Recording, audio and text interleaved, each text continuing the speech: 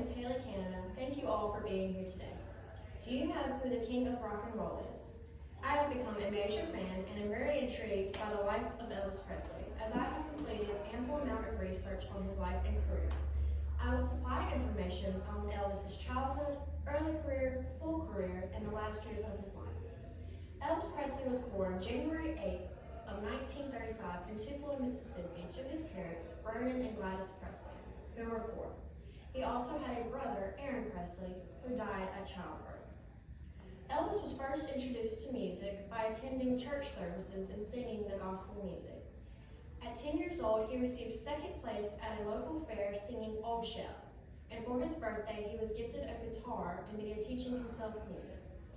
In 1948, he and his family moved to Memphis, Tennessee, where he attended L.C. Humes School. He continued to perform in talent shows, and his audience gave him motivation to continue to pursue music. In 1953, he recorded 2 cover songs at the Memphis recording services, later known as Sun Records. The manager, Sam Phillips, saw something in Elvis and wanted to make something out of him. He was paired with Scotty Moore, a guitarist, and Bill Black, a bass player. The trio released a record featuring That's All Right and Blue Moon of Kentucky.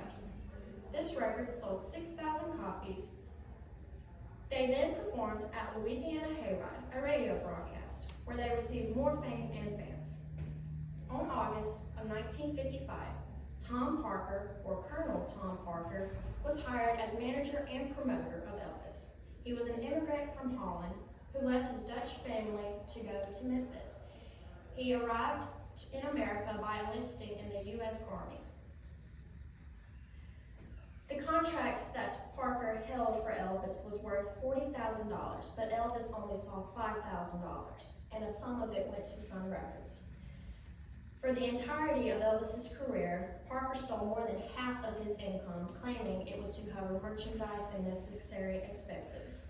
Elvis went on to release Heartbreak Hotel in 1956, selling 300,000 copies, and that album became the first gold album. He then released 5 #1 hits and spent 36 weeks on top of the music charts. The excessive selling of his albums led him to purchase Graceland, his home state, in 1957.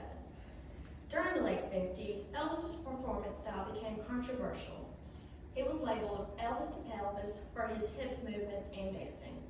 His gyration caused his girls in the audience to swoon and their fathers become very upset.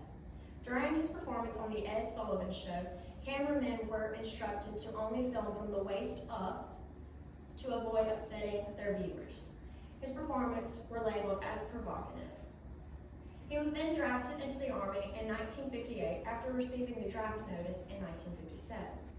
He spent basics in Texas and then shipped out into Germany. While he was enlisted, his mother passed away from liver failure and a heart attack due to alcohol poisoning. Her death broke Elvis. The grief-stricken performer was unable to perform as well as he did and was never the same. He met Priscilla Ballou, daughter of Captain Ballou, who was also stationed in Germany, and they were married May 1st, 1967. Their daughter, Lisa Marie, was born February 1st, 1968. Elvis starred in many movies as he had a 7-year contract with Paramount Pictures. Some movies include Viva Las Vegas, G.I. Blues, and Jailhouse Rock. Elvis then went on to open up the new International Hotel in Las Vegas, Nevada in 1969 for a 4-week, 57-show contract. Elvis then held his first concert tour in the late 70s and then performed over 1,000 concerts in a span of 7 years. During the long tour and sleepless nights, Elvis became addicted to pills prescribed to him by his doctor to keep him active and alert. This led to the separation and divorce of him and Priscilla, staying together as friends for the sake of his daughter.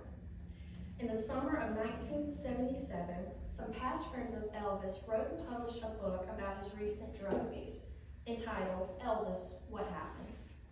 Embarrassed, Elvis returned to Graceland for the remainder of the summer, staying indoors of his home.